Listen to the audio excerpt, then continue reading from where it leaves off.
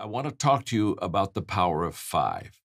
I mean, if you literally, we're all in our homes or I'm in the studio, but I have a table here. I'm going to invite you to sit on the other side of the table right now. Okay. It's just you and me. Okay. And we're going to talk. And if you said, John, I really want to do well in Viseo. I want to really be a success in my life. What would you say to me? How can I really make my life count? What I would say to you is, give me, I don't know, maybe 42 minutes to talk to you about the power of five. And I want to talk to you about these essentials because these are what I call everyday essentials for success. And what's beautiful is what I'm going to share with you now. Every one of you can do this. It's not difficult, but you have to be consistent in it. And I will promise you that it'll give you great success. So if you said, John, help me be successful, this is exactly what I would teach you. So it's just you and me, okay? Just the two of us. And oh, by the way, I know thousands and thousands are watching, but it's just you and me.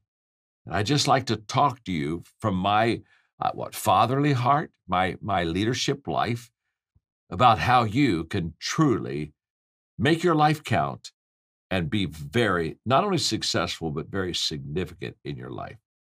And it would, again, be the power of five. So let me illustrate the power of five, okay? Let's say you have a tree in your backyard that you want to cut down. So you go out and you have an axe. So you pick up the axe and you walk over to that tree and you swing 5 times at that tree with that axe. Go back over, put the axe down, go back inside the next day, go out, pick up the axe, go to the very same tree. And again, 5 times you swing that axe at the tree, put the axe down, go back in the house. Next day, go out, pick up the axe, go to the same tree, and you swing 5 times, you put the axe down, you go back in the house. So let me just ask you a very simple question. If every day you go out to your backyard and you go pick up that axe, and every day you go over to that tree that you want to cut down, and if you just swing 5 times, not 15, not 50, not 500, just 5 times, and put the axe. Let me ask you a question. If you do that every day, what is eventually going to happen to that tree? It's going to fall. Now, if it's a small tree, it may be a month or two, and it'll come down. If it's a big tree, this may take you a few years to cut the tree down because you're only swinging 5 times every time. But here's what we know. Here's what we know about this story. If every day you go out, pick up the axe, go to the same tree, and if you just swing just 5 times every day, put the axe down, every day you do this, we know eventually that tree is going to fall. Now, out of that simple story that I just gave you, I want to teach you the power of 5. Now, Daniel's already said, a dull pencil is better than a sharp mind, and you just have got to say, right now, I am going to write this down. I'm going to put it on my iPad. I'm going to, my iPhone. I'm going to put it on my legal pad. I don't know what you're writing on, but you do not want to miss these 5 everyday essentials because I promise you, in Viseo, you'll be very successful if you'll do these 5 things. Okay, let's get going. Number 1, the first essential for everyday success is that you have to know what you want to accomplish. That's where it begins. You have to know what you want to accomplish. In the story, what did I want to accomplish?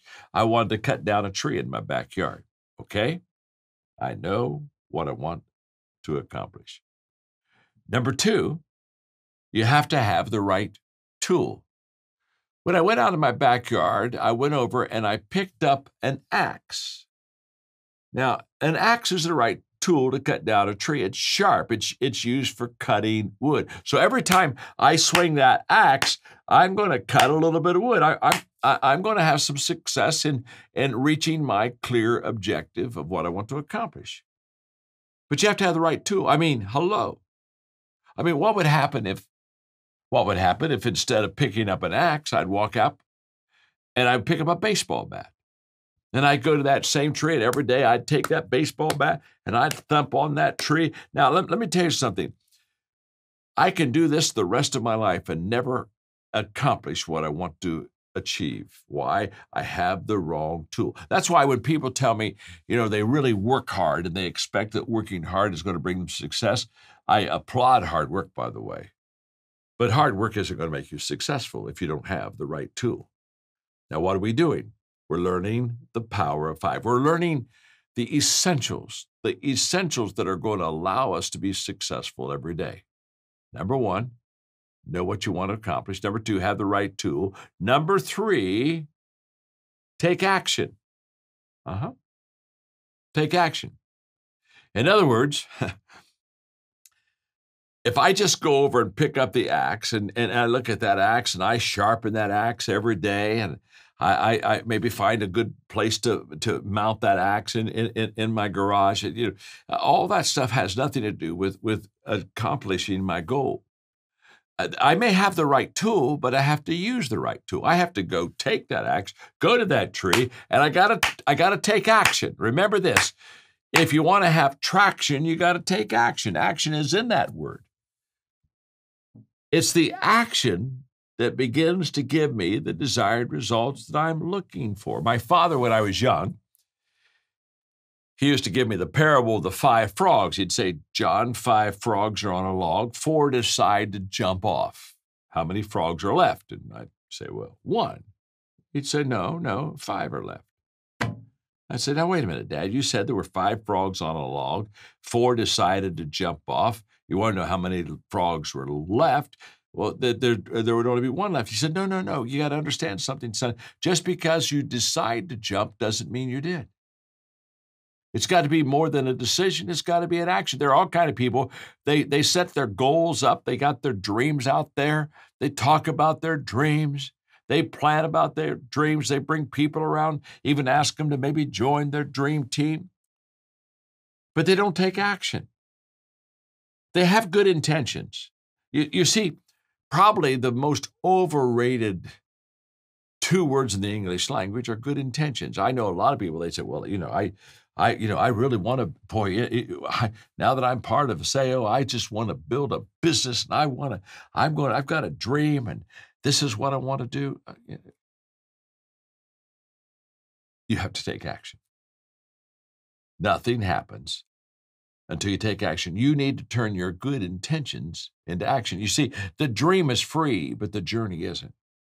And so many times we love the free dream, but we don't like the cost of the journey. Well, the cost of cutting down that tree is not only knowing what you want to accomplish and having the right tool, it's taking that right tool, going over there and taking action, swinging that axe at that tree. So we've learned 3 of the key essentials to everyday success. You have to know what you want to accomplish. You have to have the right tool. You have to take action. Number 4, you have to stay focused.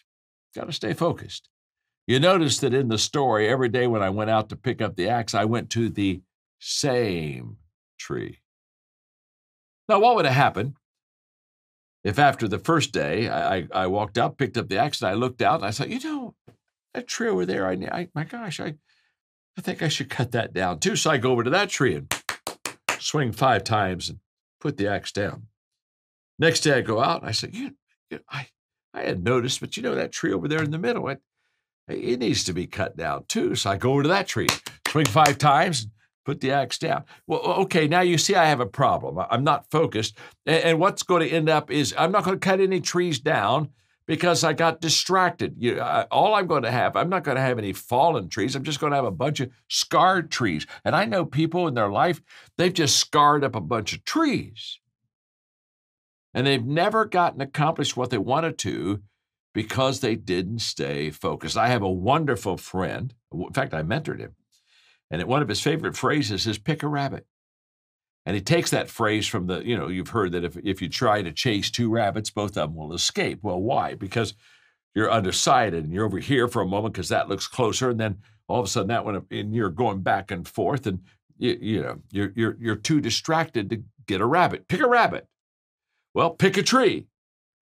You have to know what you want to accomplish. You have to write to it. You got to take action. You have to stay focused. And then number 5, be consistent. Be consistent. Wow. Did you notice that I kept saying the word every day? Every day. Every day. Every day. Yeah, every day. Every day I go out and pick up the axe. Every day I go to that tree. Every day I swing 5 times. Every day I put every day, every day, every day. You see, what I know at 74 is this: consistency compounds. No one has ever quit their way to the top. And this is so important for us. I don't want you to miss this. You see, the problem is that consistency doesn't reward you immediately. No one gets an award for being consistent for the first week that they join Vaseo. And so, oh my gosh, you showed up for the whole week. Way to go. No, no, no. You see, consistency compounds only if you stay consistent. And it doesn't compound in the beginning hardly at all. All the compounding is on the back end. I mean, you know the story of wanting to, maybe break up a boulder. And so you have a sledgehammer and you hit that boulder and you hit it and you hit it. I don't know, maybe 1,000, 2,000. I don't know how many times you hit it, but all of a sudden you have a swing and all of a sudden that boulder cracks. And you say, oh my, wasn't I amazing? I was amazing. No, you've been amazing every time you've swung at the boulder.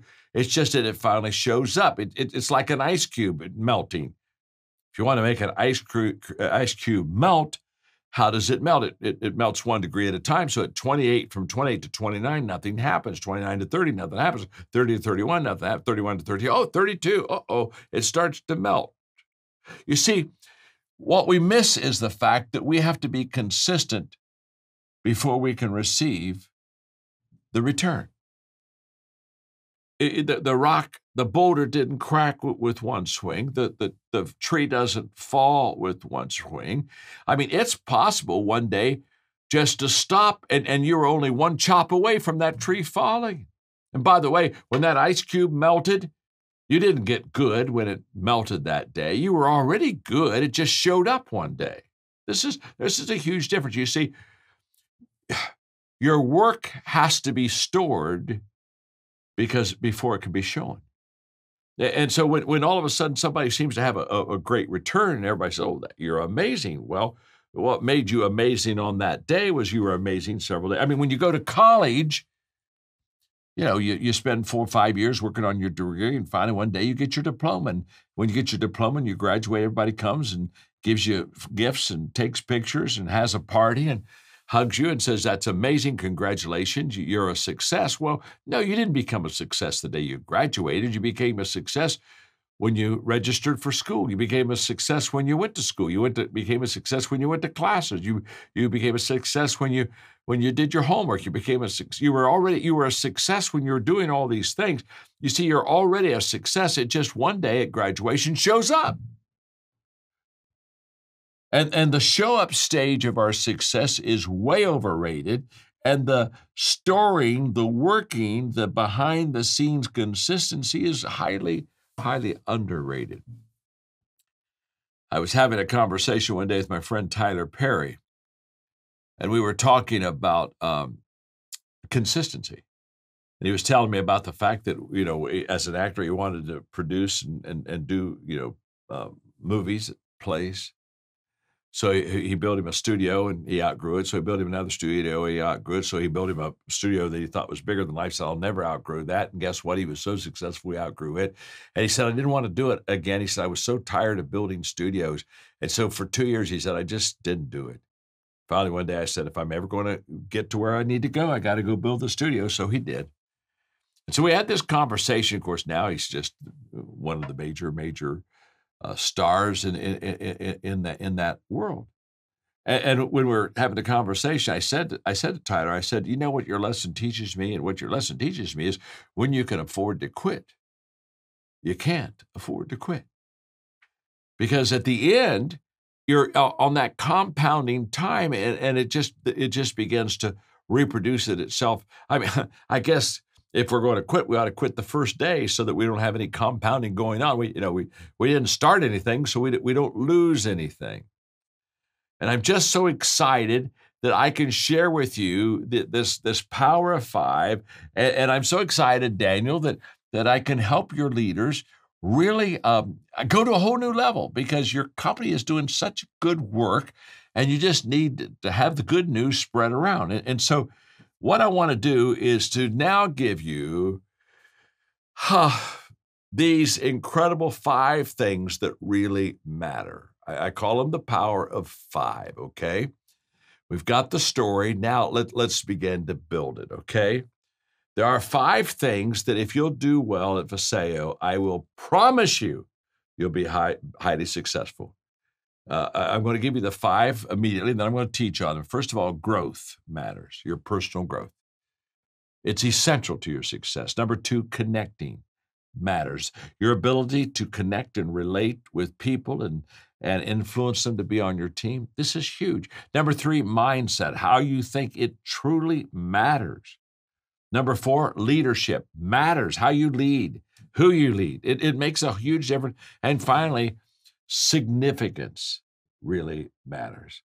I agree. And I love when he talks about having a hunger that makes us stretch. And when you hear someone in their 70s talking about having a hunger, it's inspiring to me to want to continue to have a hunger all the way through. And I love the word that he kicks off this podcast with, and when he talks about the vitality that growth brings, because I don't think we tend to think, well, maybe it's just me, but I don't think we think of vitality in your 70s. I mean, what are we kind of programmed to think of? You hit a certain age, 62, 65, whatever it is, that you retire. But vitality in your 70s of growing still, that just reshapes our brain to think we never want to be someone who stops growing, certainly as our mentor. And he has given us 3 words that are essentials for growth. And we want to kick it off with confidence. And I've got a question about you and a question about your team when it comes down to confidence. And at this stage in your personal leadership journey, Mark, what are you learning personally about confidence right where you're at today in your leadership journey? Well, I think as John talked about today is the importance of confidence. A great leader without confidence doesn't do great things. In fact, it's when we lose our confidence that we tend up. John talks often, Tracy, you've heard him say this, podcast family, you've heard him say this. He says, I'm one step away from stupid. And aren't we all? I mean, isn't that true? All of us are sitting here, oh man, yes, I am one podcast away from stupid. I'm just one channel of listening to the wrong podcast that's going to send me on a wild goose chase. We're one decision away from stupid. I think when we lose our confidence, we edge closer to that step. Because we begin scrambling, we lose our way, we lose our sense of certainty, and then we begin to grasp and we begin to try to find something that will help us gain our confidence back. And I've just watched a lot of people, you've heard of liquid courage, referred to people that overdrink and they get a lot more confident when they're inebriated. And it's true, I've seen them. I've seen liquid courage work. But I'm going to tell you that there is a confidence factor that when a leader knows, when a communicator knows that they have something to share, it makes them more believable. It makes them more it makes people follow them better. So I distill it down to a great question and just go, what am I learning? And it is the significance of confidence. I remember when I first started communicating on John's stage, did a lot of communication many, many years ago, but I began communicating on John's stage and I'm going, that's a big microphone to hold, Tracy. You've held that microphone before. That's a big spotlight to stand in. That's big shoes to fill. And I can remember walking into those rooms, walking on those stages, my knees trembling, and my content wasn't as bad as it sounded. because of confidence. I remember the other day, I was speaking at something, and I don't think my content was that good, to be honest with you, but people raved about the way I said what I said because confidence is contagious. And so I would tell you that confidence is contagious, confidence is imperative, and yet confidence can be lost in difficult times when nothing's changed except the situations around you that are beyond your control. Can you keep confidence even when circumstances are beyond your control? And it is a hard handle. It's a hard thing to hold on to when things are spiraling out of control. And so what do you do? The follow-up question before I get to your team confidence question is, what are some things that you do to maintain that confidence when you are on John's stage and you're holding his microphone and it's a situation where it feels spiraling out of control? What is it that keeps you anchored in confidence when you feel a little shaky? The first thing that I've got to say is you borrow somebody else's confidence. I've looked at people often that's doing something for the first time and I go, hey, I have enough confidence for the both of you. Borrow mine. You're going to be fine. There is just this figurative and yet literal hand on the shoulder that just says, hey, borrow mine. It's going to be fine. Now, when you tell somebody that to do something that's very hard for them, that they don't have confidence in, and you say, borrow mine, you've got to circle back and tell them what you enjoyed and why you have the confidence. Because they're just going to think you're giving them a pep rally before you jump on stage or before you jump into a leadership environment. There is a lot of intentionality has got to be put into extending somebody borrowed belief.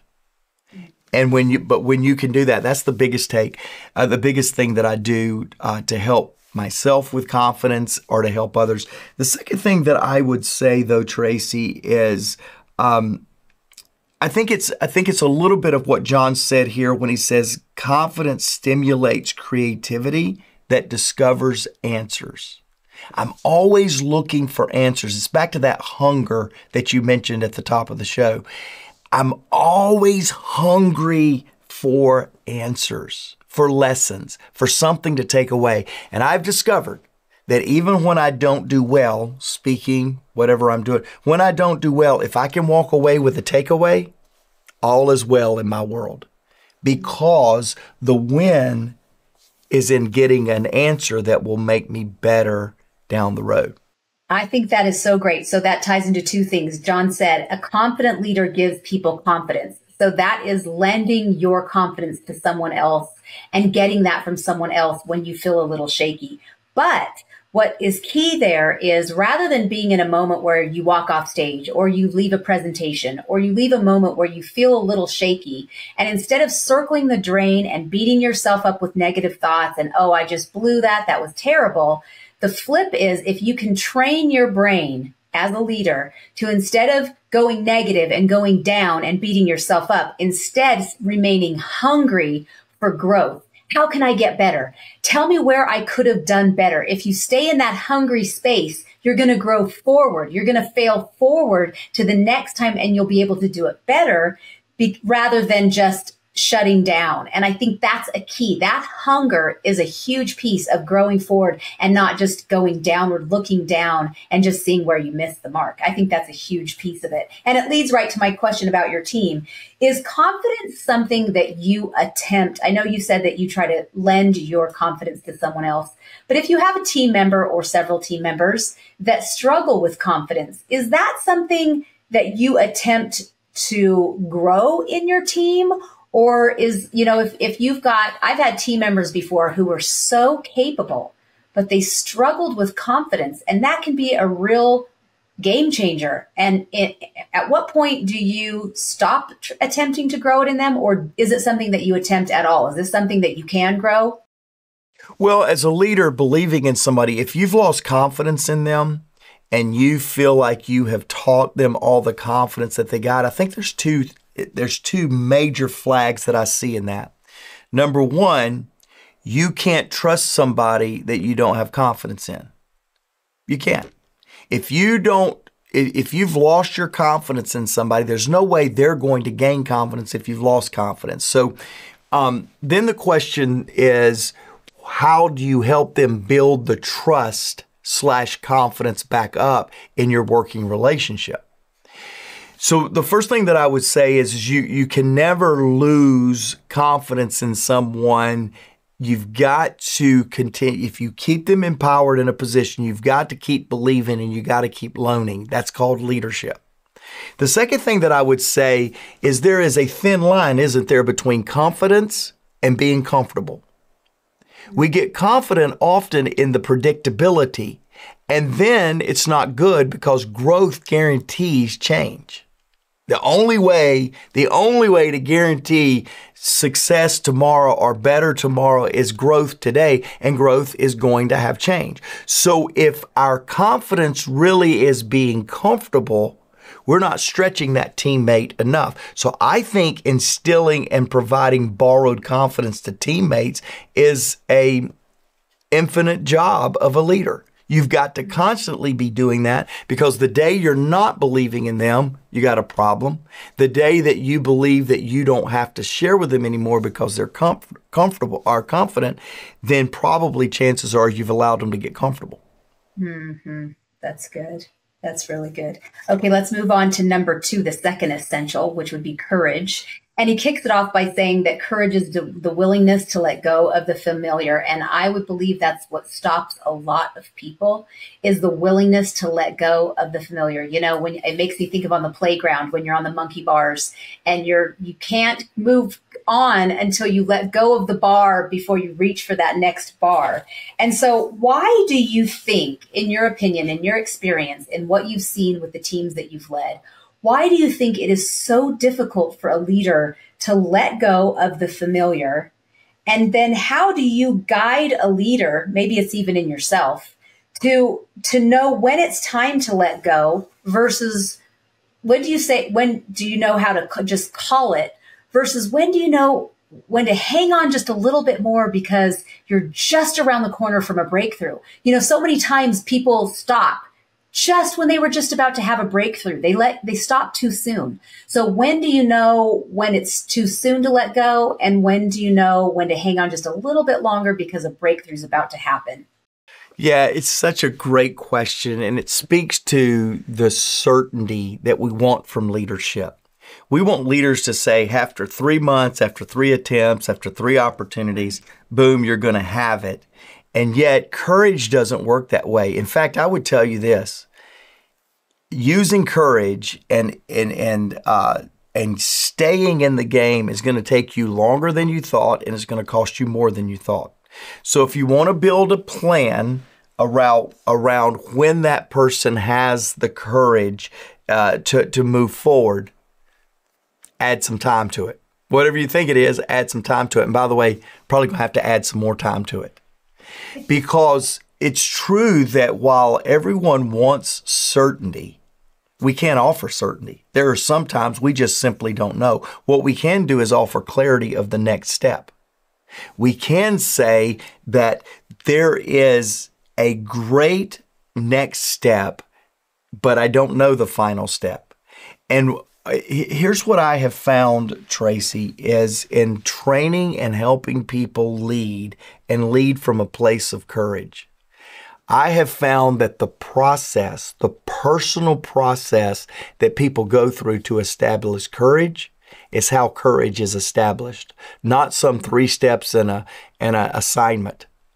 It's really the act of staying the course and staying in there longer than you thought and not giving up when you felt like giving up. I've got so many leaders right now that is speaking into me on the power of the journey and the power of the discipline and the tenacity in the journey. They don't give me the solutions that said after 18 months for me, it'll be 20 months for you. And they never give that. They give words like tenacity, stay in the course, being committed, staying longer than you thought, paying more than you thought. And I think that's the answer is, are you so committed to it that you are going to stay the course with great courage to see it through. I heard a lot of action words in there. I think a lot of people get stalled out and they freeze and they wait while they're waiting for the breakthrough. But the action words that I heard there was the process, the next step, discipline, tenacity, committing, paying more, because it's right in line with John's point where he says life expands or shrinks in proportion to your courage. Courage is in motion. It's not freezing. For those of you who can't see me in YouTube, I'm frozen on screen, but it's not, I think part of knowing that you're being courageous is that you're in action, you're moving, you're still taking steps forward. And that's how life is expanding to see, should you be taking that next step? So that is probably going to help to know if you're ready for the decision-making step, which is number 3. And I love this point, this essential that John talks about, decision-making. And I love this because it is a life changer. It really is the summary of a life that John has lived and continues to live. And it is really a guide for all of us. These are a guide in 5 areas that have formed really who John is, decisions that make up the man, the human being that is John. Because really who we are is made up of a bunch of decisions that we've made over and over and over again. And not that we're perfect, but decisions that are in line with what we believe. And so he talks about 5 decisions that he formed in his life. He titled them ministry, personal growth, partnership, relationship, and leadership decisions. Now, I don't think that we all need to give those same exact titles. Those make sense for John's brain. But I think that they are important because they're in line with who he is as a human, as a leader in all aspects of his life. And so I'm curious, Mark, we chatted a little bit before we were rolling just to make sure that I didn't want to catch you off guard. But can you share you are a man who lives a very intentional life, a life that I respect. You're somebody who's, as your friend, as somebody who works closely with you, I can say to our podcast listeners, you're somebody who is the same in a private conversation that you are in public. And I admire you greatly as a friend and as a mentor. And if you could share some of the processes, I'm sure that you haven't, you're in your early 50s. You have not early 50s. Early 50s. Early.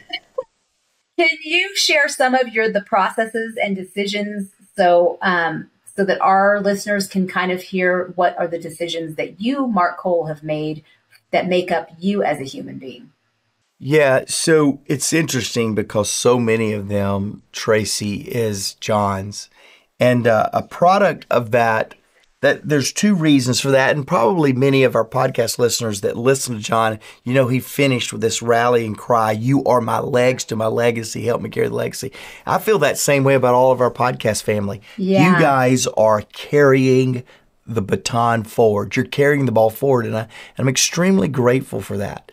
So much like many of you, I've been so influenced and shaped by John that maybe I would have had different words 25 years ago, but it would fit under these categories. So I'm probably using the categories because what was in me now sounds right in the way that John's explained it.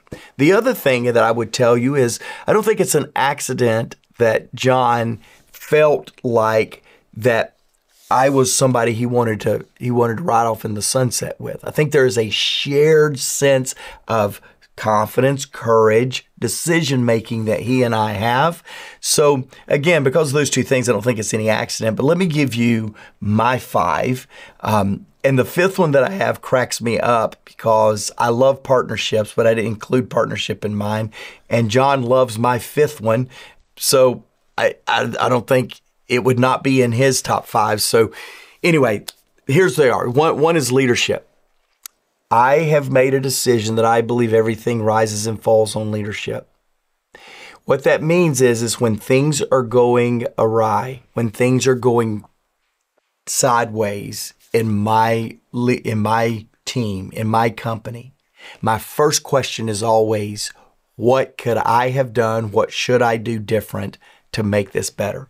I never look at somebody else. I don't look at the excuse or play the blame game. I always look, number 1, at me because everything rises and falls on leadership. Number 2, for me is significance. Now, John used ministry. I use significance. I believe life is absolutely about others, adding value to others.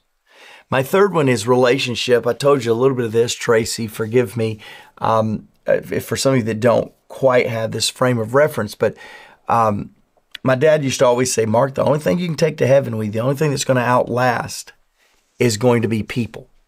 And so I just, from an early age, I learned the power of relationships. I would probably put John's decision of partnerships under relationships, to be honest with you. And then I too have always been super passionate about personal growth. I'm incredibly passionate about it. It went to the next level being on John's team. And so I'm extremely grateful for that. Being on John's team. The final one that I would put, and this is an important one because it was tested, is faith. I made the faith decision. And John says often, a vision that has not been tested cannot be trusted. And I would say a faith that has not been tested cannot be trusted. Many of us grew up in love with our parents' God or our parents' faith. And we never really developed that intentional walk. And what happened to me at 30 is I had to really reconcile, was I going to continue choosing faith, or was I going to let the disappointing faith of others to drive me from a faith of my own? And fortunately, because of the goodness of God, not anything on me, I chose the former. The disappointment of somebody else's faith drove me to get a faith of my own. And I'm extremely grateful for that. So it's a very personal one to me. It doesn't have to be everybody else's, but it's a decision. And so I gauge myself, I talk to myself, I watch myself based off of that decision to really make faith a part of my life. Well, thank you for sharing those 5 with us. And my action step to our podcast listeners is this. I don't know where you are at in your life. You might be just beginning, or you might be in the stage where Mark and I are at, or you might be where John is. But I encourage you to look back or look forward and make some decisions for your own. The action step for you is, after you listen to this podcast, is maybe using the model of those Mark 5 or John's 5, because Mark's kind of encapsulates John's 5, kind of consolidates some of them, uses different words, different language. But begin today to make some decisions yourself of what you want those 5 or 6 or 3, whatever it is that you want your life to stand for, that makes up and describes you as a human, so that as you make decisions in your life, that they can fall under those categories. To say, sometimes we make decisions in our life that you think, what should I do? And when you have pre-decided things that you want your life to stand for, it's easy because you run it through that litmus test of what you've already decided for yourself. And then I want you to come back and share it with us, whether it's on our Instagram, Maxwell Leadership Instagram page, or our podcast notes down below, or if you come to YouTube. And we would love to see, and I know I always go through and look at what you've written to us and try to comment and like what you've done, but come back and share with us what they are. We would love to know what they are. Give us some feedback, because we would love to know what your 5 are as you are creating the legacy, not just John's legacy, but your own legacy. It's funny you mentioned listener comments. I always like to wrap, Tracy, with a listener comment. And so this week's comes from JJ. He listened to the podcast, How Leaders Make the Tough Call. I remember that one specifically. And so JJ, listening to that, we'll include that in the show notes, obviously. But here's what JJ said. He said, Tracy, he's talking to you. He said, Tracy, you've always got the best questions for Mark to get him to open up. And let me go ahead and say what he said. He said, to get him to open up, truly a big part of your gifting. And so, Tracy, I do agree. Thanks, and JJ, thank you for the comments. I think what JJ is saying is you get me to confess all of my bad leadership stuff with your questions. It's what I think JJ is saying. Hey, we're going to talk about decisions today. We're going to talk about New Year's decisions that you can think about, that you can make, that'll help you this year. So before we get started, I'd love for you to go to maxwellleadership.com/podcast. And as you think about the year 24 and as we move forward, if there's a way that we can help you in executive coaching or facilitation around content, we would love to do that. Well, as we reflect on the year past, we all go through this. We all do it. It's a great exercise to do. You know, we think about what went well, what could we have done better, what did we learn? So all of these lead to then decisions that you have to make. And you're the master behind all this content that we create here. So obviously you've been thinking about some decisions that are on your heart that you wanted to kind of bring a lesson that maybe you've gone through recently over the last couple of weeks as you prepare for 2024. Talk to us a little bit about that. Yeah, this one's personal. A bit is that, thinking about, are you going to make New Year's resolutions? Are you going to make set goals? I'm a big fan of goals and that sort of thing. But over the last couple of months, I started recognizing in me that, I think I have the best intentions about what I'm going to do and my goal and what I'm trying to accomplish. But I realized that I'm waking. I'll give you an example. Saying, "Are you going to work out today?" And I'm thinking, if I wait until today to make that decision, and I wake up and I get up early and it's cold and it's dark and it's a chance of rain, I tend to make a decision in the moment based on all the circumstances. Yeah. And then this was just about 6 weeks ago. I remember this teaching from John. It's quite a bit in the past, but it really resonated with me then. But I completely pushed it out of my mind. And the teaching was: decide once, manage daily. Decide the big things that you're going to do, and then manage it. You can't make the decision in the day, in the moment. I can't make the decision to work out at 5 a.m. when it's dark and cold and rainy. I need to have made that decision in advance and then manage it today when it's dark and cold and rainy. Same thing I sharing with you. We travel, and I'm thinking I'm going to eat salads with Caesar salad with chicken, and then I've had a tough day. It's been a hard week. I'm on the road, and I get into the restaurant, and now I'm choosing poor choices. You're looking at the dessert menu. I'm thinking, bring me the apple pie, then I'll make a decision on the rest of the menu. Yeah. And because what am I comforting myself? Yeah. Whatever. Decide once. If I've decided once I'm going to eat a certain kind of diet, then I can manage it daily. And so no matter how I feel, I've already made the decision. I just need to figure out how I'm going to manage it today based on everything that's going on, all the circumstances, the ups, the downs, the sideways. I just need to manage it. I'm going to manage my, these decisions I need to make. So I thought, first of all, I'll get your thought on that, because I know you've been around John a lot and know this teaching. But also, maybe we could look at, in the new year, what are some decisions leaders need to be thinking about that we can make once and then manage them daily throughout the year? I love that. You mentioned about just being on the road and traveling, right? What I've noticed is that if I don't do this, if I don't make that decision and then have a plan to manage it, man, when we get tired in everything in life, that's when the guard goes down and you're just like, yeah, you know what? I told myself I wasn't going to open the menu, but now we're going to see what do they have. And so I love that, right? Because I think not only, when you got the energy in your A game, you're like, good, I got this. I made this decision. But when you get tired, you got to have something in place that you can manage that.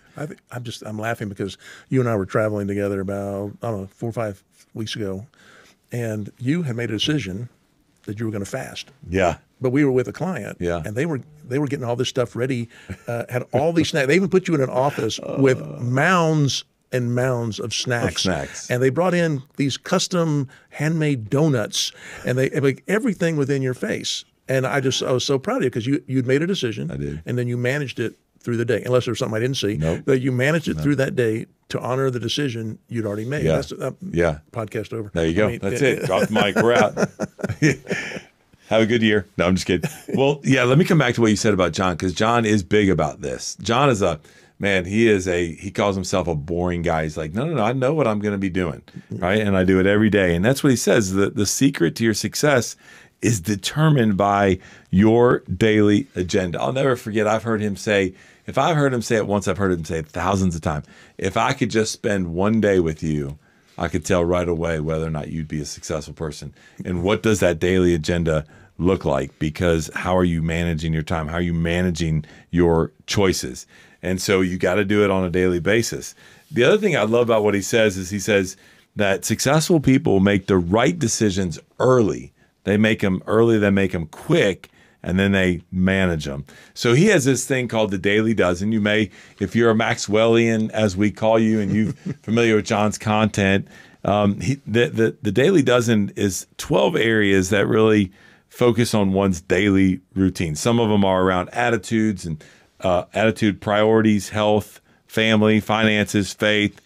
But we're going to talk a little bit about that and the decisions you make as we go forward. He really talked about this, making the decision once. I thought, could we look at some areas that might increase our effectiveness as leaders and learn to decide once what it is we want to do in those areas, and then manage daily. The 3 areas I just picked out, I'm kind of being, again, a little selfish. This is things I'm looking at me going forward, but I think it applies to all of us, is areas for consideration about you personally. So decisions you need to make about you, about your team, areas that you need to make, decisions you need to make, and maybe about your business. So I'll throw them out and maybe get your feedback on them. But one of the decisions I made under thinking about me was about what do I need to decide about my personal growth. And in the new year, I can't decide, when I get up in the morning, am I going to spend a few minutes I need to decide once and then manage it daily. But what's your thought on deciding once about personal growth? Yeah, I think what I love about this is, and I would love for you to talk a little bit about this, because I learned this from you in the irreducible minimums. And I know that even an example with your son or someone that is not necessarily motivated every day by personal growth, but know that we want to grow, so let's manage that decision. Talk just quickly, for those that haven't listened to us, we've done an episode on this in the past. Just talk about irreducible minimum and what that means. Yeah, the learning was, and I got this for myself first, but then trying to encourage my son on some growth that he was doing, that he needed to do. I said, what are you reading? I don't have time to read. And I thought that sounded like me. And so the irreducible minimum idea is, what's the minimum you could do in an area that you want to grow in that cannot be reduced, the minimum that cannot be reduced, irreducible minimum. And the idea is that I found for myself, I love to set big goals. Tell you what, I'm going to read 12 books in 2024. Well, that's a big leap if you're reading 0 to get to 12. So instead of making a goal that's so large you probably won't do it, set a goal that's so small you'd be embarrassed not to do it. And so instead of having 12 books, I'm going to say, could I read 2 pages a day every day? And the magic of this is the everyday. And as John would teach, that it's consistency that compounds over time. Yeah. My life motto became small things done daily, consistently, over time, remarkable results. Small things done daily, consistently, over time, remarkable results. So if you can figure out what the small things you could do, just decide, I'm going to do 15 minutes. I'm going to manage it tomorrow. 15 minutes, I'm going to read something. But personally, I'm going to read something for business, and I'm going to write something. For me, that was kind of mine. I love that. No, and do it in a way, by the way, that fits your wiring. Right? Let me say this, right? Some people are like, you know what? I'm going to get up at 5 every morning, and I'm going to work out, or I'm going to do my 15 minutes. You might not do that if you're a night person versus a morning person, right?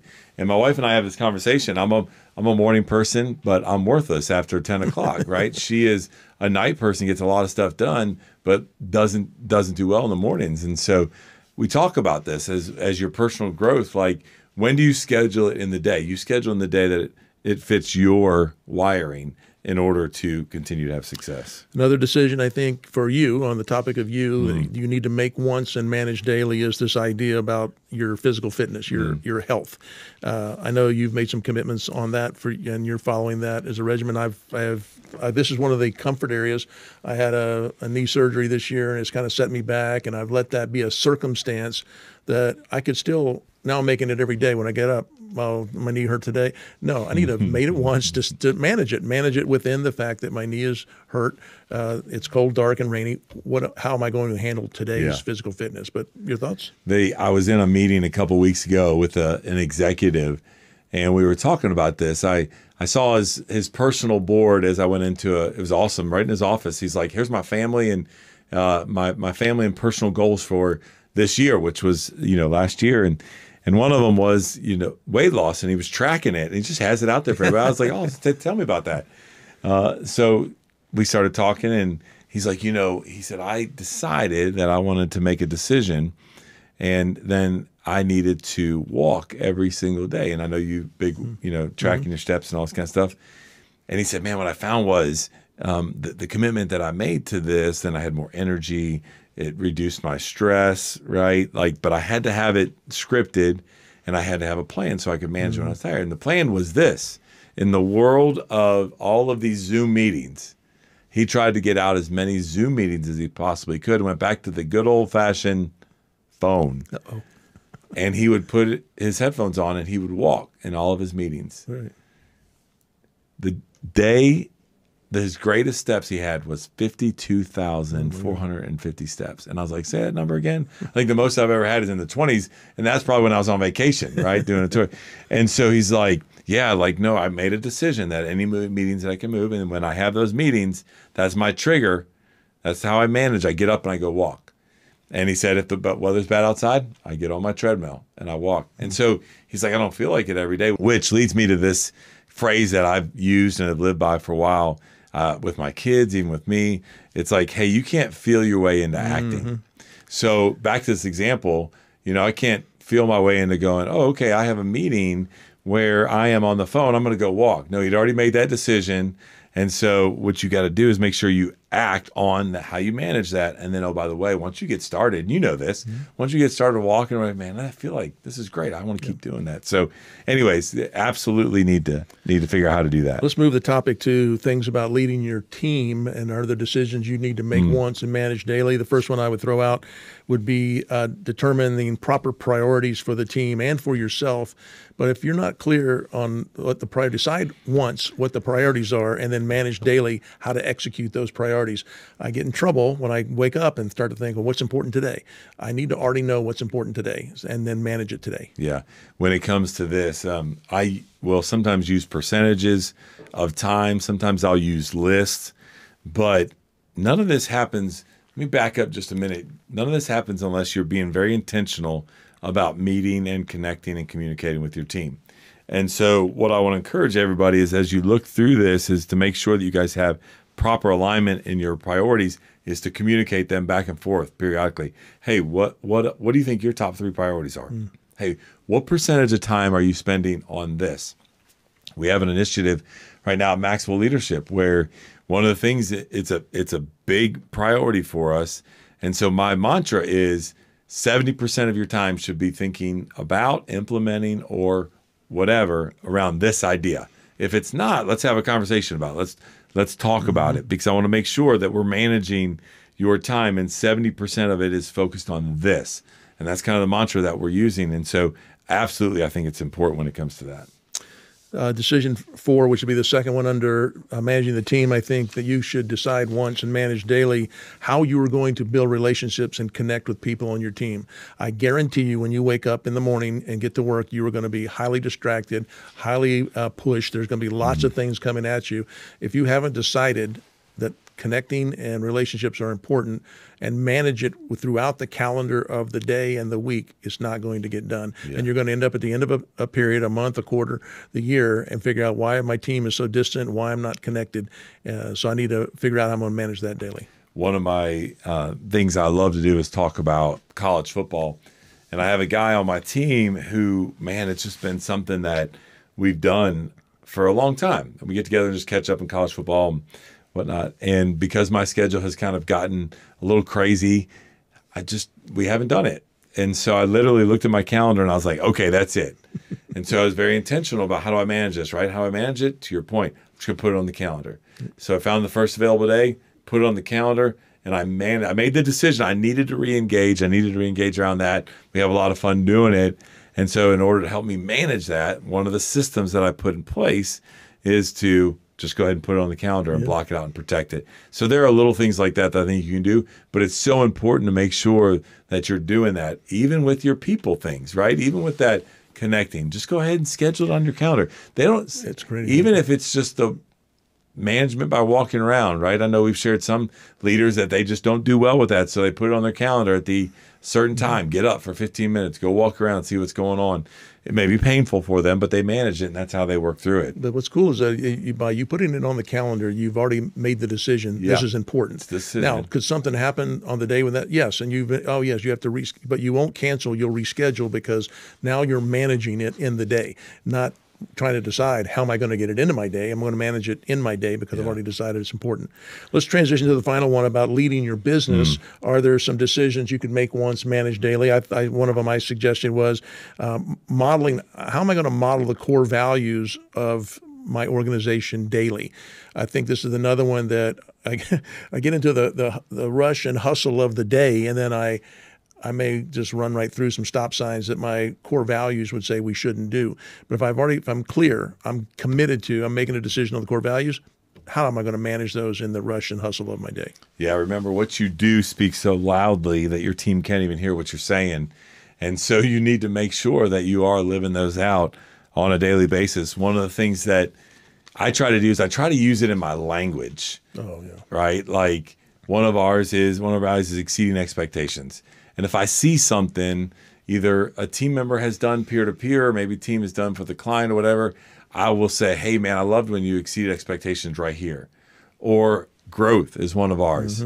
Hey, man, I see so much growth in you. So for me, the way that I go about it daily is try to use our core values in my common language that I use throughout the day. I'll do it in presentations, and I just try to kind of put it in there. I don't always remember what our core values are right off the top of my head. So what do I do to help me with that? I made the decision I want to do this. So I actually have a little card that sits right next to my computer screen that I can see it, that then goes, oh, yeah. No, I said I want to do this, and I'm going to use this in my language.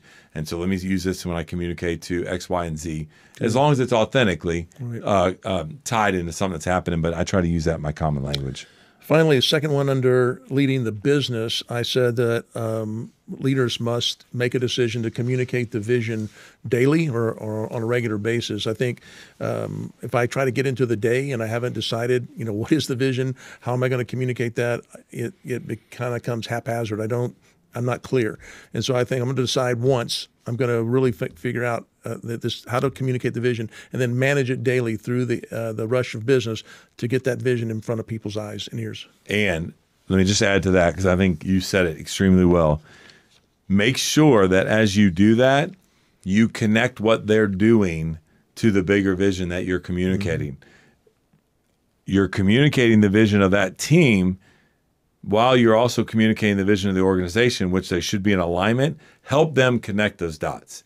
That's the key to that, is making sure that you're thinking about, hey, how does what Jake does right here on our podcast align with the fact that we want to make sure that everyone deserves to be led well? What does that mean, right? It's because we're going out to millions of people because of what they're doing. And so how do you communicate that and then make sure that you tie that together? Well, as we wrap up today, on these decisions, we all have decisions we have to make. And you're listening to this, you've already made some New Year's resolutions, as they call them here. And so you made that decision. You made that choice. Now, how are you going to manage that on a daily basis?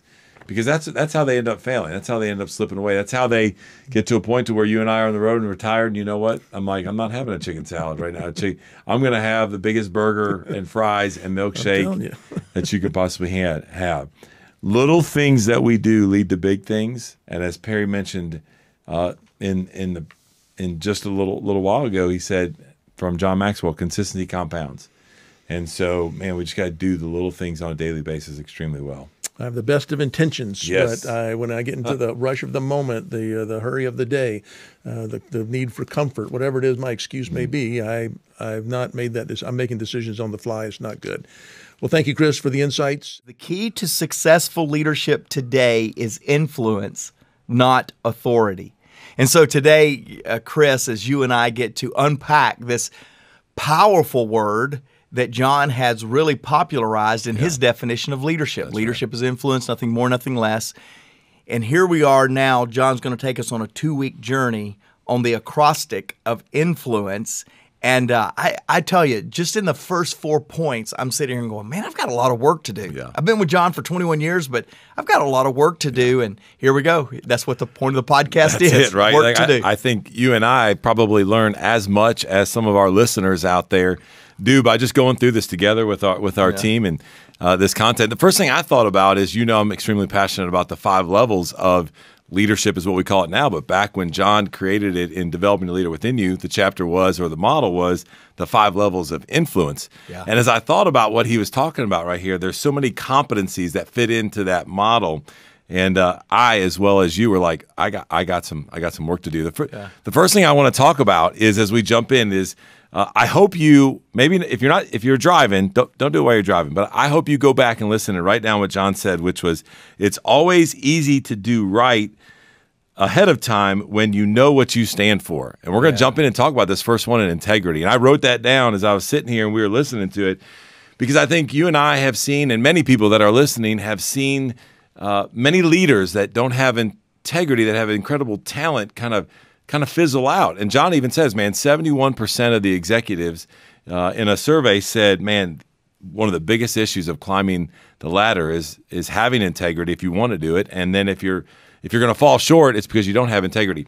Man, you've seen a lot of leaders, organizations around the world with John, but also internally. Talk a little bit about the importance of that word for you in leadership and even in your leaders, and what that looks like around the John Maxwell enterprise. So I love this, and truly we could forget that John covered 3 other points, and we could camp out right here on integrity. I think it's so important. And most of you in podcast land know I've had 2 great opportunities to work for 2 great leaders, my father and then John Maxwell, and kind of was tasked or picked to carry the legacy of both. And one, I focused a lot more on external leadership, image, what people thought of me in my younger attempt to lead, and then more importantly, recently, to focus on the inside. And I'll come back to that because I have a resource I want to point everybody to in just a moment. But I'm sitting here with integrity, and I do think it comes into having the foresight of knowing what you want to be known for and then leading to that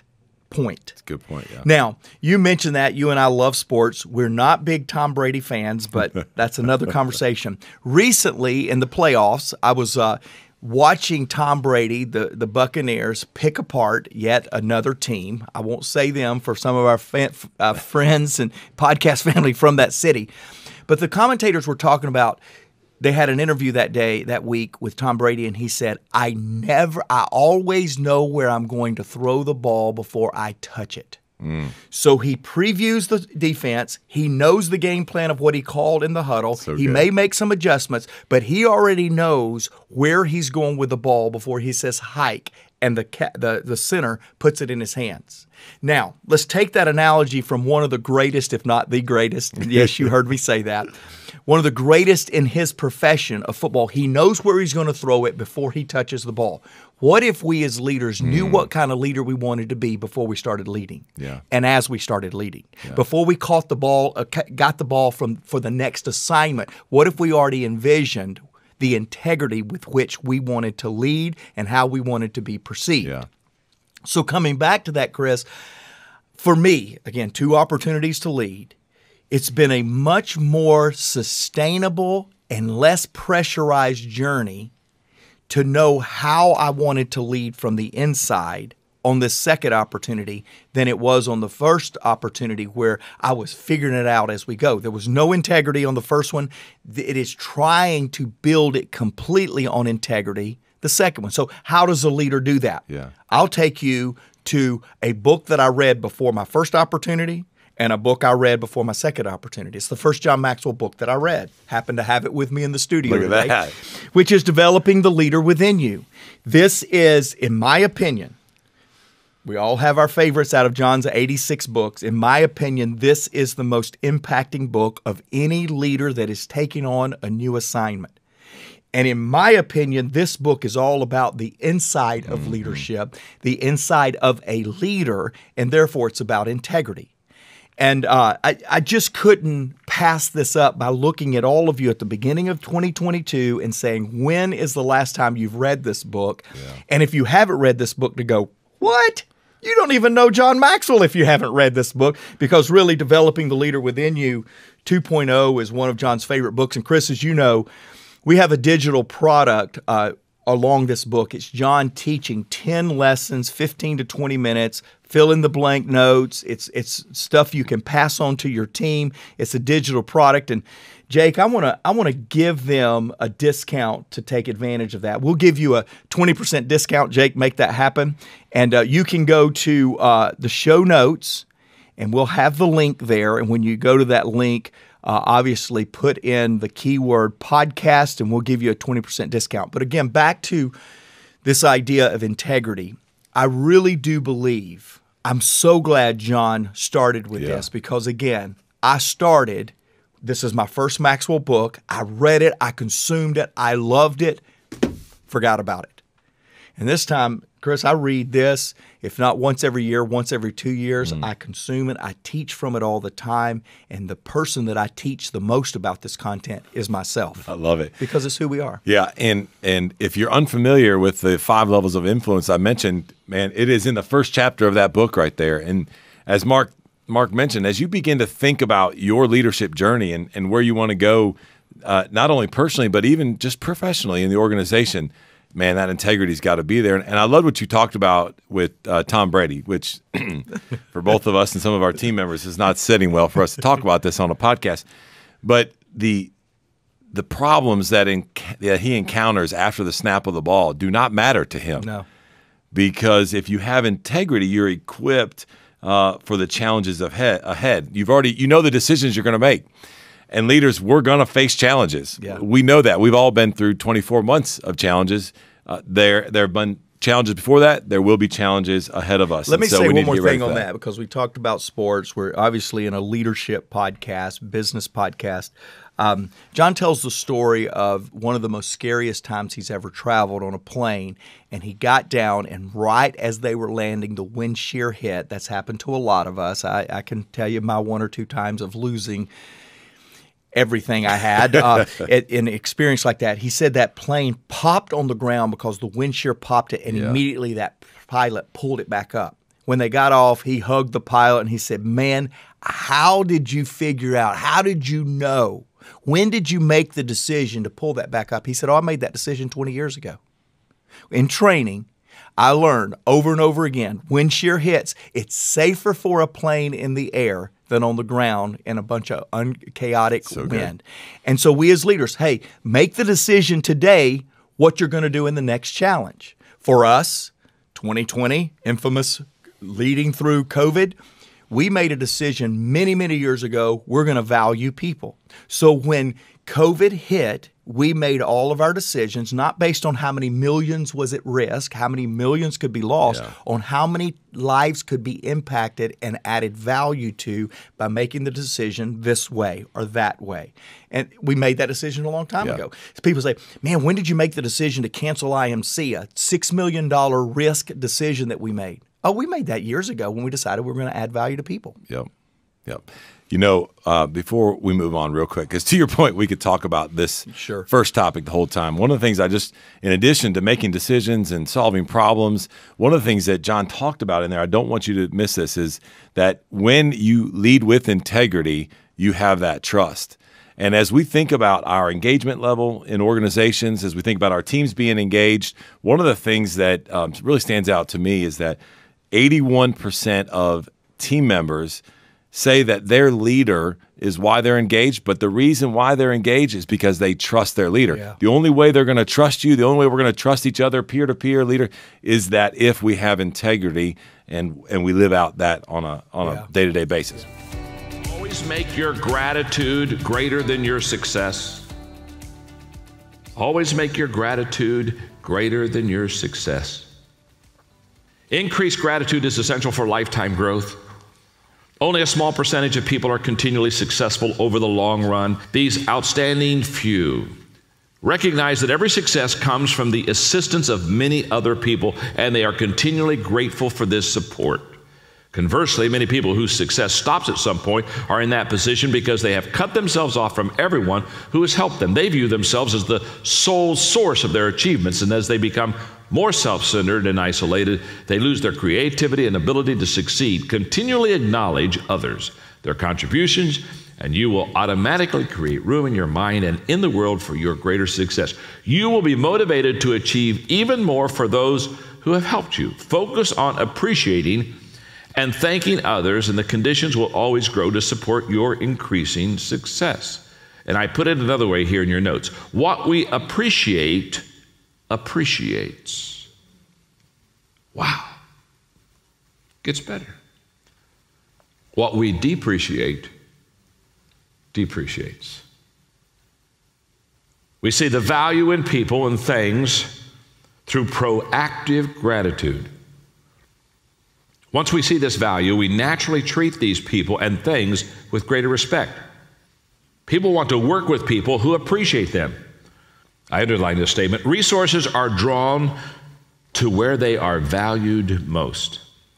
The world responds to gratitude by making more of everything we appreciate available to us. I had lunch the other day with a fellow named Rob. So when I went into the restaurant where we were going to eat, he was talking to a friend of his, and as I came in, I could tell that he had great value to that person, and so he introduced her to me and said, John, Kathy has really contributed to me, and said some very nice things, and off she went. And so we sat down for lunch, and he looked at me, and he said, John, I'm practicing your book. And I said, well, that's good. I said, tell me what practice it was. I knew what he was talking about. He was talking about 25 ways to win with people, and one of the things I say is compliment people in front of other people. I was just practicing your book. And I looked at him, I said, Rob, I saw it, and that makes me feel good that you practice the book. I said, just practice it every day. Listen, there's something about expressing gratitude to people that is essential, not only for them to hear, but for you to give. Those who add to us draw us to them, and those who subtract cause us to withdraw.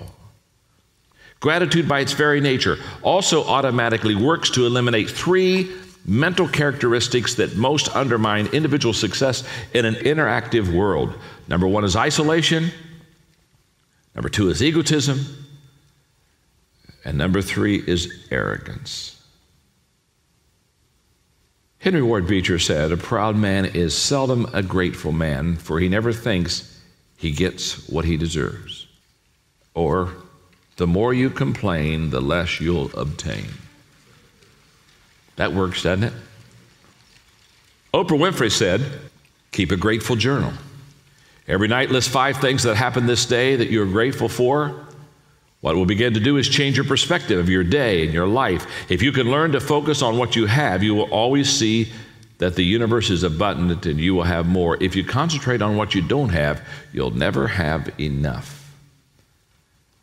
If you learn to appreciate more of what you already have, you'll find yourself having more to appreciate. How true it is. I love the story of an immigrant shopkeeper whose son came to him one day complaining. He said, Dad, I don't understand how you run this store. You keep your accounts payable in a cigar box, your accounts receivable are on the spindle, and all your cash is in the register. He said, you're never going to know what your profits are. And the immigrant shopkeeper father said to him, son, let me tell you something. When I arrived in this land, all I owned was the pants I was wearing. Now your sister's an art teacher, your brother's a doctor, you're a CPA. Your mother and I own a house and a car and this little store. Add that all up and subtract the pants, and that is your profit.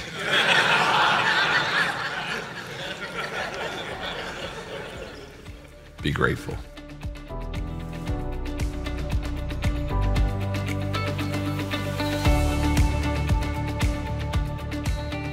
Hey, welcome back, everybody. What a short teaching from John, but what a powerful point. Doesn't take long sometimes to remind us what we as leaders need to do. You know, Tracy, you know this about me because we get to share it, but every year, there is this favorite time of the year that I have. Drum roll, what do you think it is? I know some of you, you're like Christmas, Easter, you're like Valentine's Day. That's a pretty good one. I like that. I like Stephanie's birthday. That's always fun for us. But for me, my favorite holiday every year is Thanksgiving. In fact, this past Thanksgiving in 2021, Kimberly, my executive partner, and I, we did something that was very unique. We found somebody on our team every day to send a note of gratitude to. Tracy, you were one of them. Just this text that let people know we're grateful, why we're grateful, and what we hope to do together because of gratitude. And so today I just came back and I appreciate our podcast team so much because it is no coincidence that May, the first podcast of May, is a reminder that yes, we're 6 months. We're the furthest point that we could possibly be from 2021's November and 2022's November, and yet it's still a good month to practice gratitude. And so whether you're viewing the podcast on YouTube or whether you're listening on your favorite podcast recorder, here is the ultimate standout statement. Here's the theme of what we're trying to do, and that is this: gratitude is a choice. It's a choice on the fourth Thursday of Thanksgiving or fourth Thursday of November in the U.S. It's a choice on the first Wednesday of May around the world. Will you be a leader that practices gratitude? And Tracy, wow, this is the perfect co-host because I've watched you through the years never take an opportunity to stand along myself or John with anything more than a first thing to do is express gratitude. Now let's get busy. And you do that, and I love that. Oh, well, thank you, Mark, because I feel like, we're drawn to one another, aren't we? We tend to be drawn to, like brings like to it. And so what I love about the kickoff of this, and when John was talking about the gentleman who we met with who said, I'm practicing your book. And that's really what we all do, is John is such a person who's so grateful, so thankful.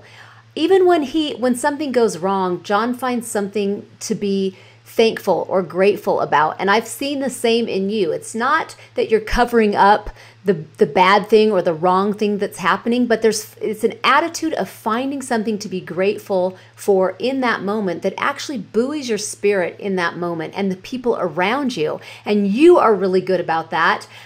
So it's kind of finding a way to laugh at the situation that you're in and turning it around. And wouldn't you say that is really the reason, one of the main reasons, I would say, perhaps the most reason that why you went from being a telesales marketer in Maxwell Leadership companies to being in the position that you are as the CEO, as the one who is championing this whole mission of moving what John started so many years ago forward and bringing all of us with you, is because of your attitude of gratitude. You really did practice what was in John's books and bringing us forward. And the root of that is really your attitude, having an attitude of gratitude. It's funny that you bring this up because John and I were in Columbia, South Carolina at Columbia University just a little while ago.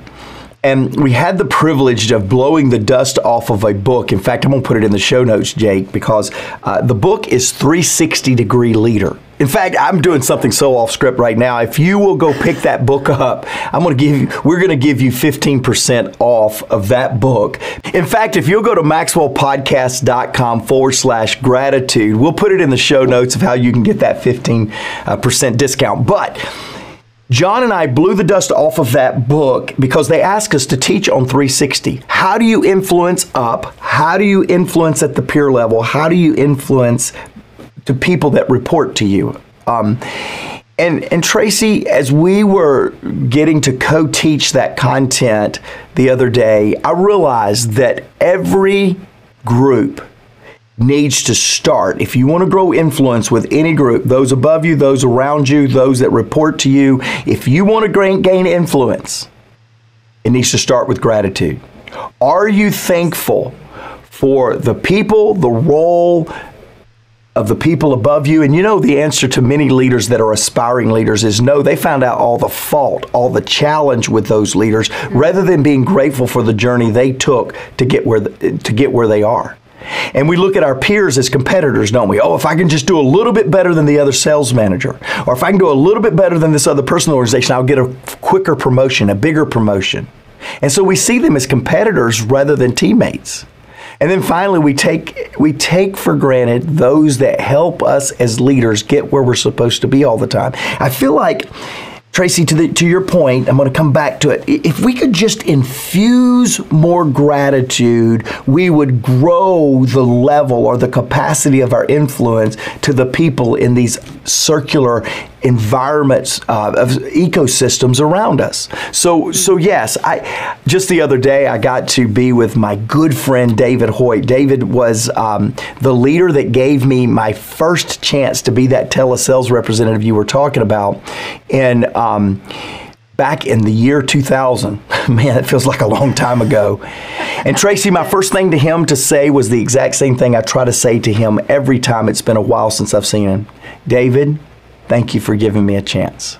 Mm-hmm. I say that to John. Just got back from, like I said, Columbia, South Carolina, and I looked at him on the flight back, and I just went, John, thanks for letting me share the stage with you today. And his response was, oh, Mark, you deserve it. You should be up there. And I go, no, don't know that I deserve it. Don't know that I should be, but I sure am grateful that I am.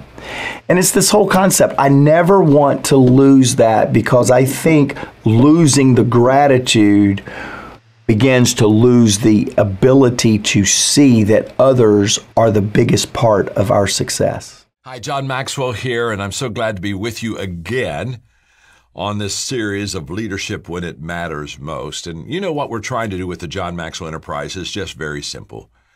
During this crisis, we're just trying to come to you with some very good leadership wisdom and thinking and knowledge that you can apply to your life that will allow you to succeed during this very difficult, for some people, very, very dark time in life. And so that's what we're doing. That's who we are. We are an adding value enterprise. We just basically look around and say, okay, especially in the area of leadership, what can we put in the hands of leaders that will make them more successful? How can we resource them? How can we add value to them? What can we do that'll truly make a difference within their life?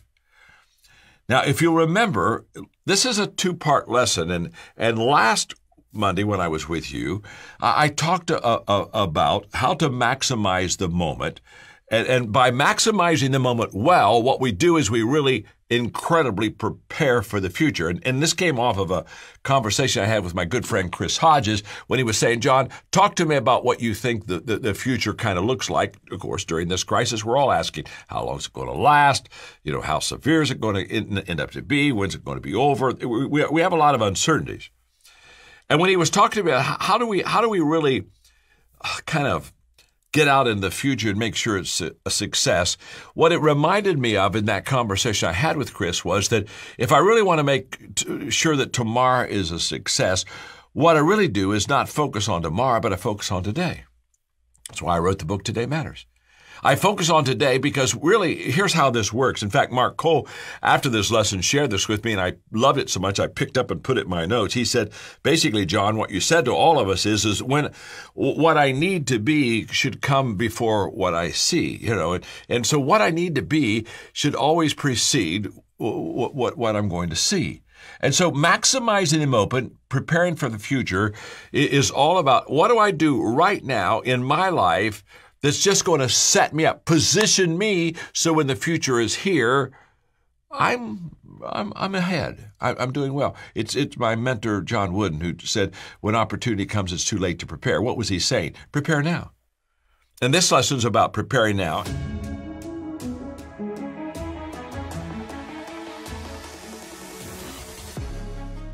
Welcome to the Maxwell Leadership Executive Podcast, where our goal is to help you increase your reputation as a leader, increase your ability to influence others, and increase your ability to fully engage your team to deliver remarkable results.